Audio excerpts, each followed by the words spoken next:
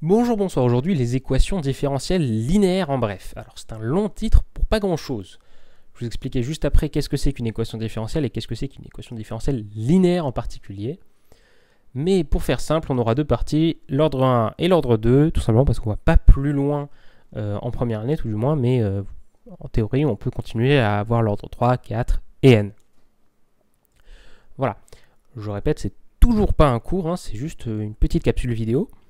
De plus, les équations différentielles, c'est quelque chose qui a pas trop de visualisation et on peut pas vraiment aller beaucoup plus loin, tout du moins en première année. Contrairement au complexe, on pouvait faire des trucs un peu en géométrie, etc. Là, les équations différentielles, c'est quelque chose qui a une application en physique, mais c'est surtout très calculatoire. C'est pour ça que je ne vais pas vous montrer beaucoup de théorèmes ou de choses comme ça. Il va surtout y avoir tout simplement des solutions à des équations différentielles et des manières de trouver ces solutions. Voilà, c'est tout, il n'y a pas grand chose de plus au final. Alors, on va commencer tout de suite, sans perdre de temps. Donc, tout simplement, qu'est-ce qu'on a? Alors, on est habitué, d'habitude, ça fait deux fois le même mot, mais on est habitué à résoudre des équations telles que ax égale c, hein, avec a et c des constantes. Donc, on cherche un réel qui permet de remplir cette condition. Eh ben, on peut en fait faire la même chose, mais avec des fonctions, c'est-à-dire chercher des fonctions qui répondent à certaines conditions.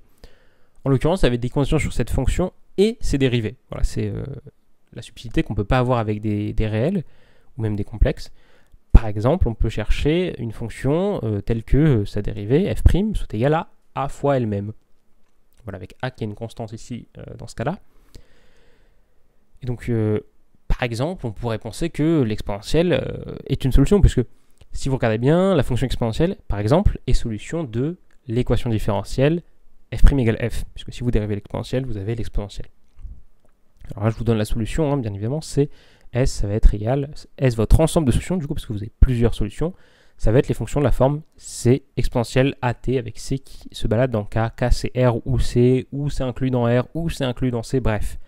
C'est juste un truc dans lequel vous avez des réels ou des complexes.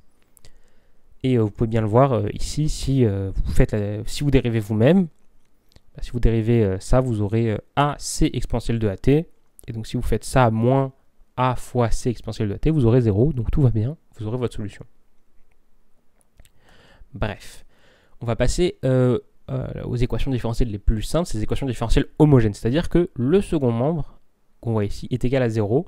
Alors ici, A est une constante. Et au lieu de dire AX à chaque fois, je vais juste lire A, c'est beaucoup plus rapide. Donc c'est des équations de la forme y' plus ay égale 0. Et leurs solutions sont toutes simples, en fait, ça va juste être les fonctions de la forme c exponentielle de moins grand A, avec c qui se balade dans k. Et la subtilité, du coup, c'est que a, ça va être une primitive de petit a. Voilà. Et le seul intérêt, du coup, c'est comme ça, lorsque vous dérivez, si vous connaissez votre formule pour dériver des composés de fonctions, eh bien, vous allez avoir le petit a qui va descendre devant, et du coup, qui va venir compenser ce petit a là. Voilà, c'est tout. Ensuite, on passe du coup à une petite subtilité en plus qui est utile, c'est un côté algèbre linéaire, du coup qu'on ne voit pas quand on fait les équations différentielles parce qu'on les fait avant de faire l'algèbre linéaire. Mais c'est intéressant de savoir que comme vous avez la fonction nulle qui est dans S0 et que c'est stable par combinaison linéaire, alors je ne vais pas m'étendre trop sur ce que c'est une combinaison linéaire, hein, c'est juste faire des f plus g, lambda f plus mu g. Bref, comme c'est stable par combinaison linéaire, c'est un espace vectoriel. En l'occurrence, c'est un sous-espace vectoriel et on va voir que plus tard c'est intéressant parce que ça permet d'expliquer pourquoi on peut trouver des solutions générales lorsque le second membre est non nul. Justement, lorsque le second membre est non nul, on a des équations qu'on appelle différentielles linéaires d'ordre 1. Alors linéaire, pourquoi? Tout simplement parce qu'on n'a pas de carré qui intervient, on n'a pas de cosinus de y, tout ce qui fait perdre la linéarité, on l'a pas. Donc c'est juste, à chaque fois, c'est juste des équations où on a y et sa dérivée, éventuellement ses dérivées quand on est à l'ordre supérieur. Et des fonctions ax, a et b par lesquelles on va multiplier, qui vont servir de second membre, etc. C'est-à-dire qu'on n'a pas de truc spécial, on n'a pas de truc spécial dans les équations. Elles restent entre guillemets relativement simples. Bref. Donc, pour résoudre cette équation différentielle, tout ce qu'on a à faire d'abord, c'est trouver S0, c'est-à-dire l'ensemble des solutions de l'équation différentielle homogène, linéaire. Et d'ailleurs, là, j'aurais dû peut-être inverser le L et le H. Et trouver une solution particulière. Comme ça, on va avoir tout simplement que S, l'ensemble des solutions, va être égal à cette solution particulière, plus G, où G se balade dans les solutions de l'équation homogène. Alors en fait, d'où ça vient? Tout simplement du fait que, comme vous avez vu tout à l'heure, S0 c'était un sous-espace vectoriel. Et bien S, c'est un sous-espace affine, c'est-à-dire que vous prenez S0 et que vous le décalez d'une constante, en l'occurrence f de p. C'est tout, il n'y a rien de plus. C'est pour ça qu'il suffit de déterminer une solution particulière. Voilà. Alors, vous avez d'ailleurs le principe de superposition qui vient directement du fait qu'il y a un côté d'algèbre linéaire en dessous. C'est que si vous considérez f1 et f2 des solutions de fondamentalement la même équation différentielle, mais juste avec des seconds membres qui varient, si on a B1 et si on a B2, bah, si vous prenez une combinaison linéaire de ces solutions, ce sera encore une solution, mais cette fois de l'équation différentielle linéaire dont le second membre est une combinaison linéaire des deux seconds membres. C'est-à-dire que lambda f1 plus mu f2 est une solution de l'équation différentielle, mais avec le second membre, lambda b1 plus mu b2. C'est tout ce qu'il y a à savoir. Par contre, justement, on a vu que tout l'intérêt, c'était toute la difficulté plutôt, c'est de déterminer ces solutions particulières. Donc on va tout de suite passer à quelques cas particuliers. En l'occurrence, lorsque votre second membre est un polynôme, eh ben, vous aurez une solution particulière qui sera elle aussi un polynôme. Et là, ce qu'on cherche à déterminer sur ce polynôme, c'est son degré. En l'occurrence, si A est non nul, il faut que ce soit de degré D. Comme ça, vous aurez une somme d'un polynôme et d'un polynôme de degré strictement inférieur qui vous donneront P. Et si A est nul, vous aurez votre polynôme sera de degré D plus 1. Seulement parce que du coup, vous n'aurez plus le AY ici. Et vous aurez juste Y'. Et lorsque vous dérivez un polynôme, il est de degré strictement inférieur. Donc voilà, et une fois que vous avez déterminé Q0, ben, vous avez votre ensemble de solutions qui est Q0 plus C exponentielle de moins X. Et tout simplement, c'est parce que ça vient de... D'ailleurs, j'ai fait une faute, c'est un petit a ici pour avoir la solution de l'équation homogène. Voilà. Et pour savoir comment vous devez déterminer Q0, et bien tout simplement vous regardez, en fait vous faites, le plus simple c'est de le faire terme par terme, en partant du terme qui est au degré le plus important. Comme ça vous verrez que par exemple vous aurez A fois le dernier terme qui doit être égal au dernier terme de P. Et ainsi de suite, après vous redescendez, vous avez un système triangulaire à résoudre. Bref, je ne m'étends pas plus là-dessus. On va passer par la suite aux équations qui ont comme second membre une constante fois exponentielle de lambda x. Et pareil, les solutions sont assez simples. Vous avez soit celles qui sont de la forme c exponentielle de lambda x si lambda plus a est non nul, et cx exponentielle de lambda x si lambda plus a est égal à 0. Alors d'où ça vient en fait? Ça vient tout simplement du fait que, qu'est-ce que ça veut dire que lambda plus a soit égal à 0 ou non? C'est est-ce que vous allez avoir une espèce de compensation lorsque vous allez tout simplement calculer ce qui se passe lorsque vous dérivez, ou lorsque vous vérifiez si c'est bien une solution. Est-ce que le terme en lambda va venir compenser le terme en 1, oui ou non? Si c'est le cas, il faut rajouter un x du coup ici pour que lorsque vous dériviez, bien, ça rajoute un terme en plus qui va lui pas du tout se compenser. Voilà. Et ensuite, on a quelque chose d'important, c'est que en général, on peut les résoudre dans les complexes, ces équations, mais après, lorsqu'on veut revenir dans les réels, et on peut tout simplement appliquer la partie réelle ou même la partie imaginaire pour tomber sur une solution particulière. La seule chose à faire attention, c'est bien évidemment, du coup, vous avez le second membre doit aussi avoir la partie réelle qui lui est appliquée dessus. Et ça, c'est très utile pour parfois lorsque vous avez besoin de passer par les complexes, notamment lorsqu'on passe à l'ordre 2. Mais on y viendra juste après. Enfin, lorsqu'on a une espèce de combinaison des deux équations différentielles présentes, c'est-à-dire lorsqu'on a un polynôme fois une exponentielle dans le second membre, la solution, ça va être, encore une fois, un polynôme fois une exponentielle, et la question, elle va se porter sur le degré de votre polynôme. Si vous n'avez pas de compensation, il sera du degré de P. S'il y a une compensation, il sera de degré de P plus 1, pour éviter la compensation. Voilà, maintenant on va venir à une technique qui est très utile pour résoudre des équations différentielles d'ordre 1 qu'on appelle la méthode de la variation de la constante. Ou tout simplement, alors je ne suis pas rentré dans les détails parce qu'il y a un petit paragraphe pour arriver à ce résultat, mais lorsque vous avez une équation différentielle où A et B sont des fonctions ou même des constantes, pour avoir une solution particulière, il suffit de prendre une primitive de la fonction B fois exponentielle de A, où grand A est une primitive de petit a.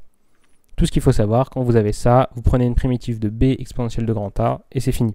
sûr, ça requiert de savoir primitiver et petit a et cette fonction tout simplement. Par la suite, on a quelque chose d'intéressant, surtout en physique, le problème de Cauchy. Alors qu'est-ce que ça veut dire en fait? Ça veut dire que si vous avez une équation différentielle et que vous lui rajoutez une condition, c'est-à-dire lorsque vous lui rajoutez plutôt une condition initiale, par exemple en physique, et vous n'avez plus qu'une seule solution. Vous éliminez toutes les autres, puisque en fait, comme toutes les solutions diffèrent d'une constante, et bien si vous fixez la constante, vous fixez votre solution. C'est ce que je dit ici, hein, le système, donc équation différentielle et y de t0 égale y0 a une unique solution. C'est en t0, vous fixez y0. Voilà, hop, on passe tout de suite à la suite, qui sont les équations différentielles, linéaires toujours, mais d'ordre 2 cette fois. Alors qu'est-ce que ça veut dire d'ordre 2? Ça veut dire tout simplement que cette fois, on fait intervenir la dérivée seconde dans les calculs. En l'occurrence, on va avoir y seconde plus ay plus by est égal à 0 pour l'équation différentielle homogène. D'ailleurs, je précise, je mets jamais de terme devant tout simplement, encore une fois, le terme qui est le plus dérivé. Pourquoi? Parce que si vous direz, par exemple, si j'avais un c, si j'avais c y seconde, eh bien, il suffit de diviser par c pour se ramener au cas où ici on a un 1. Donc c'est pour ça que je le fais, et c'est plus simple après pour exprimer les solutions. On n'a pas besoin de s'embêter à savoir si on a un terme devant y seconde ou pas. Donc, pour savoir comment résoudre ça, on va essayer de faire la même chose que tout à l'heure. On va prendre f qui va être la fonction qui a x associe exponentielle de lambda x. On va voir que lorsqu'on vérifie si c'est une solution, on va obtenir une équation. En l'occurrence, cette équation, ça va être lambda carré plus lambda plus b égale 0. On voit que c'est une équation, c'est un polynôme du second degré.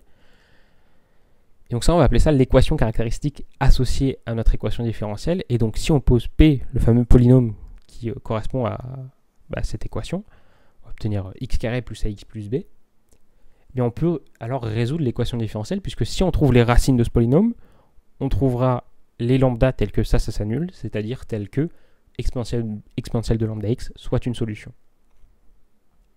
Et donc c'est ce qu'il suffit de faire, et ça va nous donner toutes nos solutions. En l'occurrence, ici, on se place dans C, avec si on a delta qui est non nul, c'est-à-dire si on a deux solutions distinctes, on va avoir S0 qui va être égal à lambda exponentielle de R1x plus mu exponentielle de R de x, où R1 et R2 sont les deux solutions du polynôme, enfin les deux racines du polynôme, et où lambda et mu se baladent juste dans C. Par contre, si on a une racine double, cette fois, ça change un peu, on doit mettre lambda x plus mu exponentielle de R0x.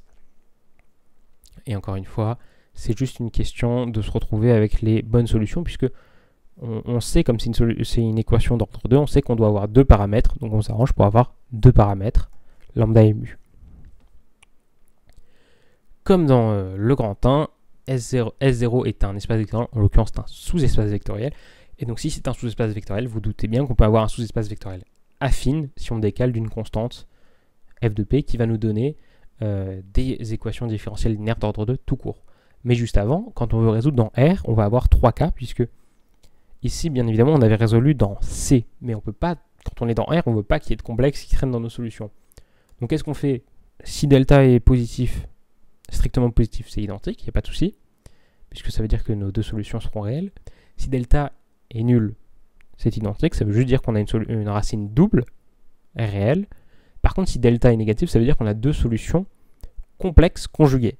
Donc qu'est-ce qu'on fait pour faire ça? Tout simplement, après, on va venir modifier un peu pour avoir quelque chose qui ressemble un peu à ce qu'on a en physique. On reconnaît, par exemple, quand on a un oscillateur harmonique, il va être de la forme A cosinus bêta x plus B sinus bêta x.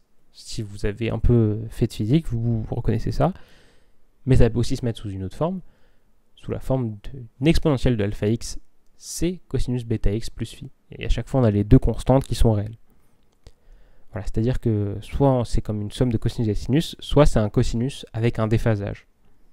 Et ça, on peut le voir ça juste comme une amplitude. Et d'où viennent ces alpha et ces bêta? Plutôt ce alpha et ce bêta, c'est tout simplement la partie réelle et la partie imaginaire des racines complexes qui sont conjuguées. Voilà, il n'y a rien de plus à dire là-dessus. Maintenant, on peut passer aux équations différentielles linéaires d'ordre 2 à coefficient constant.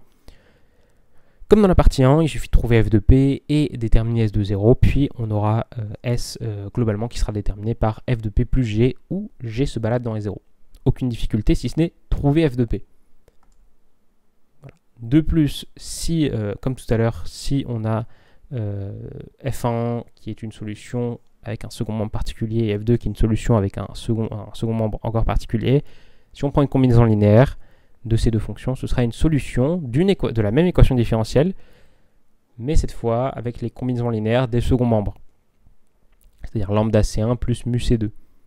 Même si a et b sont des fonctions, je l'ai précisé parce qu'ici j'ai juste écrit a et j'ai pas du tout écrit b d'ailleurs, c'est ma faute. Hop, voilà. Passons à la suite.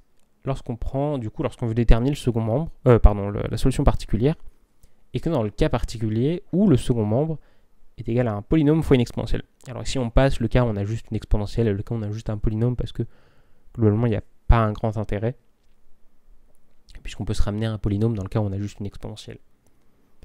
Donc comment on fait pour tout ça? Eh bien, on va avoir une solution qui avait de la forme q exponentielle de lambda x avec q qui est encore un polynôme, mais cette fois son degré va être déterminé par notre équation caractéristique. C'est-à-dire que si le lambda qui est dans l'exponentielle qui vient du second membre et n'est pas racine de notre équation caractéristique, tout va bien, q est du degré de p. Si lambda est une racine simple, on va avoir q qui va être du degré de p plus 1. Et enfin, si lambda est une racine double, on va avoir q qui va être du degré de p plus 2. Encore une fois, c'est juste une histoire de compensation au niveau des équations quand on va vérifier les solutions. Le fait d'augmenter le degré, ça permet d'éviter des compensations dans le cas où lambda est racine double ou racine simple. Bref, on passe tout de suite à ce que j'appelle la variation de la constante bis. Il n'y avait pas de titre dans le cours, donc j'ai mis ça. Si on note, encore une fois, je passe tous les détails de la résolution qui sont assez longs et assez fastidieux. Si on note R une racine de l'équation caractéristique de notre équation différentielle linéaire d'ordre 2, on peut avoir une solution particulière qui va être tout simplement de la forme g, où g est une fonction exponentielle de Rx, où en fait grand G va être une primitive de petit g, où petit g est une solution d'une autre équation différentielle, mais cette fois d'ordre 1, qui est y' plus 2r plus a, y est égal à d exponentielle de moins rx.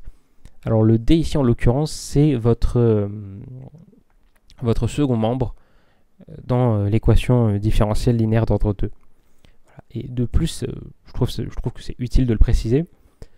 Lorsque l'on fait toute la démonstration pour montrer que on le trouve bien comme ça, etc., on tombe en réalité sur une équation linéaire d'ordre 2 qui est de la forme y seconde plus 2r plus a y est égal, y' est égal à d exponentielle de moins rx. Mais du coup, comme en fait on n'a que y seconde et y', ça revient à faire une équation différentielle d'ordre 1. Je vais l'écrire.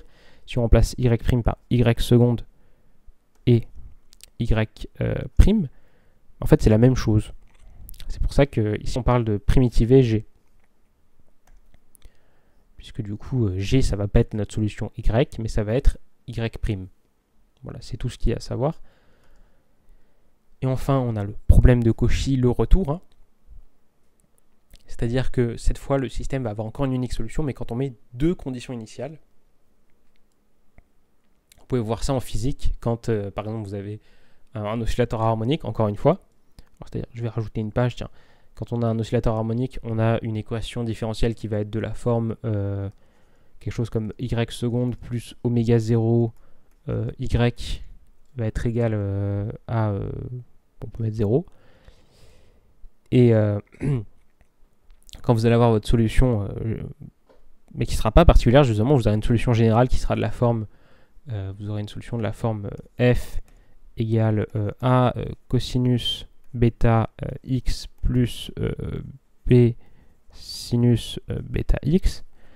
Ce que vous allez faire, c'est que vous allez voir en fonction de la position et de l'accélération initiale que vous avez, comment vous pouvez annuler ces termes. Par exemple, vous allez faire f de 0, et vous allez du coup avoir votre sinus qui va partir, puisque sinus de 0, ça fait 0, et en ce cas, vous aurez f de 0 qui sera égal à a. Et donc, si vous avez une position initiale, vous aurez a. Et ensuite, vous allez vous intéresser à f seconde, puisque si vous dérivez 2 fois f, vous allez avoir la partie qui va nous intéresser. Ça va être la partie avec le cosinus, puisque de toute façon, quand on dérive 2 fois le sinus, on va tomber sur quelque chose en sinus, donc ça fera 0 quand on l'évaluera en 0. Alors que quand on va dériver ici 2 fois, on aura, alors si je ne fais pas d'erreur en dérivant à la volée, f de seconde de 0, on va avoir du coup le bêta qui va sortir 2 fois, donc on aura a moins a bêta carré cosinus bêta x, si je ne me trompe pas. Et donc si vous l'évaluez en 0, vous aurez moins a bêta carré, si je ne fais pas d'erreur. Et du coup, vous aurez du coup, les conditions initiales qui vous permettront de répondre à ces questions pour déterminer entièrement votre solution. Voilà, sur ce, c'est tout ce qu'il y avait à savoir sur les équations différentielles d'ordre 1 et d'ordre 2. Bien évidemment, on peut aller chercher des ordres supérieurs, mais c'est pas au programme de première année, tout du moins, et je pense même pas que ce soit au programme de deuxième année, puisque en général, comme c'est surtout quelque chose qu'on utilise en physique, on va rarement faire des équations différentielles d'ordre supérieur à 2 en physique, tout du moins en première année, et je suis presque sûr qu'en deuxième année, on va pas beaucoup plus loin. Je pense même qu'on se limite à des équations différentielles d'ordre 2. Mais ça peut être utile, comme je le dis, si vous avez des équations différentielles d'ordre supérieur. Bref, je ne vais pas m'étendre plus sur le sujet. Je vous donne rendez-vous dans quelques jours pour la prochaine vidéo qui sera probablement de la physique. Et j'ai bien envie de dire de l'optique même, si je suis déterminé à aller voir comment ça se passe du côté de l'optique. À voir si j'ai encore quelques restes d'optique qui traînent dans ma tête. Voilà, c'est tout. J'en profite pour dire que j'ai officiellement fini de ranger mes classeurs de maths. Donc normalement, je vais pouvoir augmenter un peu la vitesse à laquelle je produis ces vidéos, si je puis dire. Voilà, sur ce, c'était Adam. Je vous donne rendez-vous bientôt pour une prochaine vidéo. Ciao tout le monde!